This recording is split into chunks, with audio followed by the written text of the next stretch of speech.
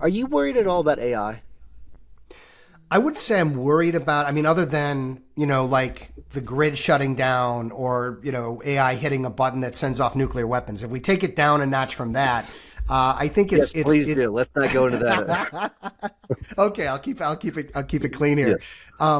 I think what we're talking about here is an opportunity. Before there were tractors, there were horses in the fields plowing, right? So we have to continue to evolve with the technology that's in front of us. And my new book, Be That Lawyer, 101 Top Rainmaker Secrets to Growing a Successful Law Practice, was my ability to leverage my interviews from my podcast through an editor, AI, and my own writing to take them, truncate them down, and to actually put together a book of what 101 Rainmakers would tell you their best secrets and tips are.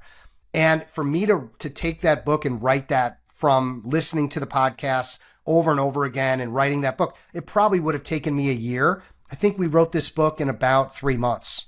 So, Nice.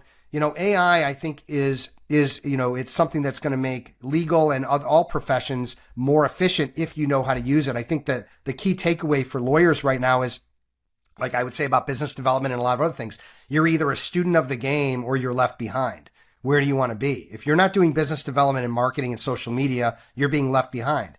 And for me, if I don't get involved in AI early and start not only using it, but teaching it, then I'm being left behind as a coach, and I'm being left behind in how I develop better marketing, better video, better transcripts, better, foreign languages, anything that I can use it for. So I always try to emulate what I do for my clients. And I think we've got to step into AI and not be afraid of it, but leverage it. I agree with that. I do sometimes worry about us, maybe that we have rose-colored glasses on and we're not looking at the realities that are potentially coming. So I do try to level my thinking when it comes to things like that, because you're totally right. I completely view it as a tool. Something we did a couple weeks ago is we kind of noticed that the AI was being used at the top at the firm, but not necessarily at the bottom. But there were like a few people within in the middle were using it, and we wanted to do a training on it, and it was really eye opening. So we did a training for the entire firm, and everyone was like, "Wow!" They were just completely wowed by it. Uh, I just wonder if you have any guidance on how firms could implement it more throughout the firm as opposed to just top down. Well, that's a great question. I think there's still a lot of questions and ambiguity about how that should happen. And I'm not really if I'm being honest, I'm not really in the law firm space. I'm really working with individual attorneys.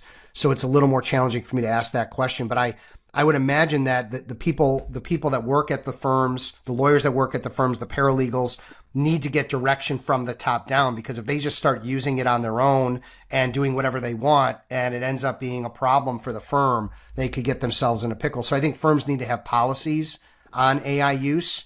And if they don't, they're just burying their heads in the sand. I think that could lead to some problems.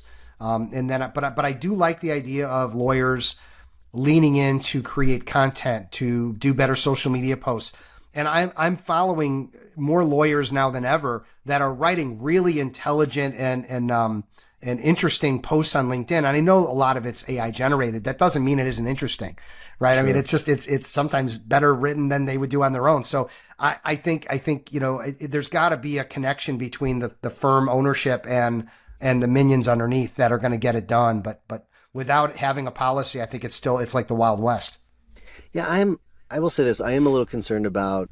I agree with you. The content is actually better than what the person probably would have written, but I do think that there's a disconnect between that person who may be one way, and then the writing is a different way. Where there's a almost like a branding disconnect where, okay, you're communicating in a certain way in writing.